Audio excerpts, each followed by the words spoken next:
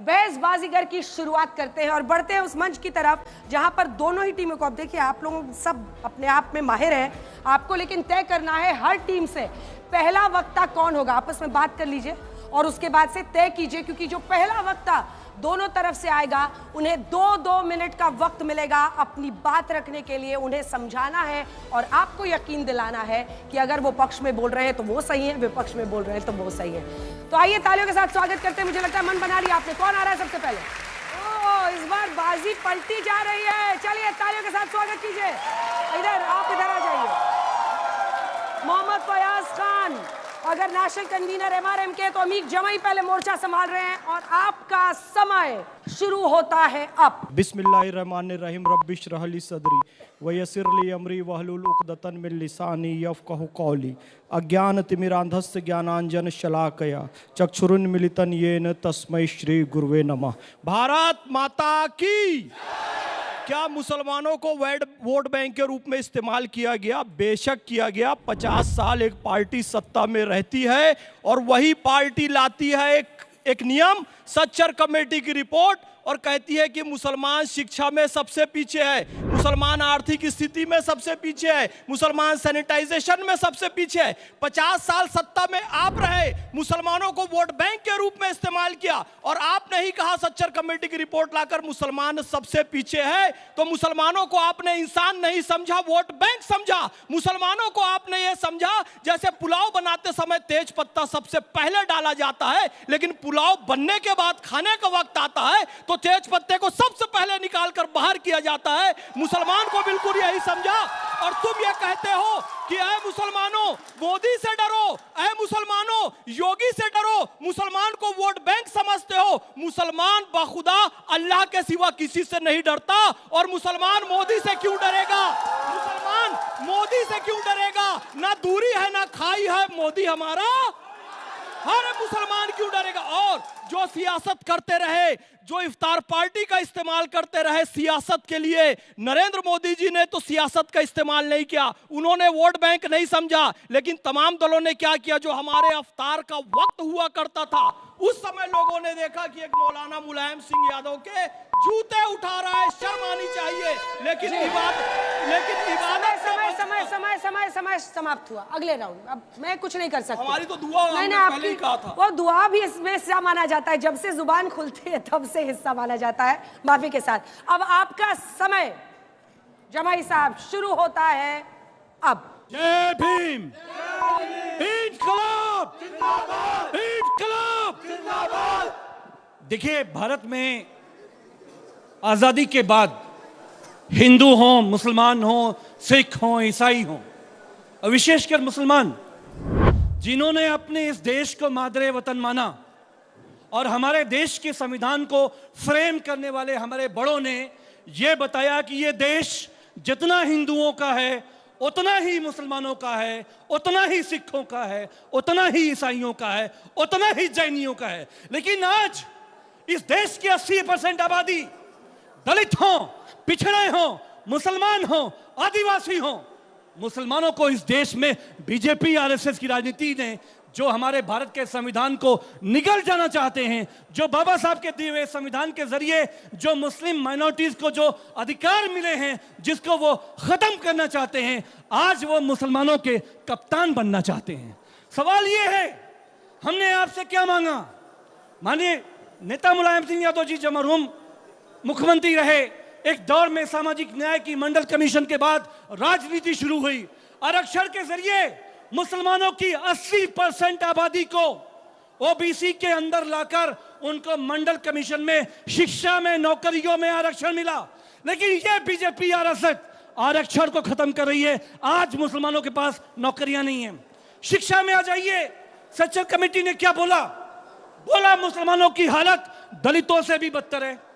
तो माननीय नेताजी ने, मेरे नेता महबूब नेता अखिलेश यादव जी ने जौहर विश्वविद्यालय बनाया, इंटीग्रल विश्वविद्यालय बनाया और लोहिया यूनिवर्सिटी बनाई। ऐसी सारी यूनिवर्सिटियां बनी कि जो मुसलमानों का पिछड़ापन है वो बराबर होना चाहिए, उनको आगे आना चाहिए। लेकिन जौहर विश्वविद्यालय को इस सरकार ने बर्बाद कर दिया, क्योंकि मुसलमानों को आप जाहिल रखना चाहते हैं, जाहिल रखना चाहते हैं।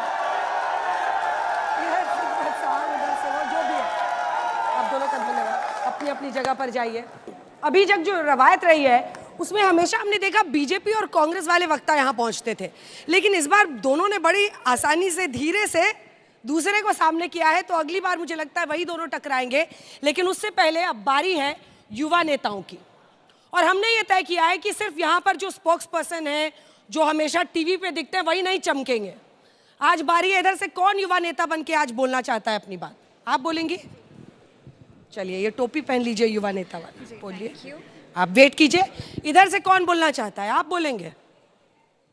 उसके लिए ये वाली टोपी उतारनी होगी, ये वाली नेता वाली पहननी होगी, ठीक है?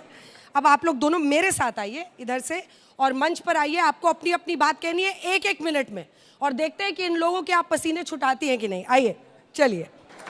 तो 2 युवा नेता हैं, आइए आप इधर आ जाइए, आप इधर आ जाइए। आपके लिए 60 सेकंड है, आपको 60 सेकंड में अपनी बात कहनी है, और पक्ष या विपक्ष जिस तरह भी आप खड़े हैं, जनता को कन्विंस करना है। इनके बोलने के बाद आपके पास पहला मौका होगा जब आप गमछा बदल सकते हैं, तो ध्यान से सुनिएगा।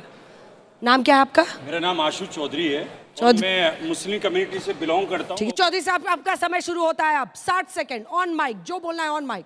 नरेंद्र मोदी साहब को जैसे कि यहाँ हिंदुस्तान के अंदर और योगी जी को मतलब ये कहा गया है कि ये दहशत और दंगे कराते हैं, सबसे ज्यादा दंगा कराने का जो काम किया है सिर्फ कांग्रेस पार्टी ने किया है और समाजवादी पार्टी ने किया है।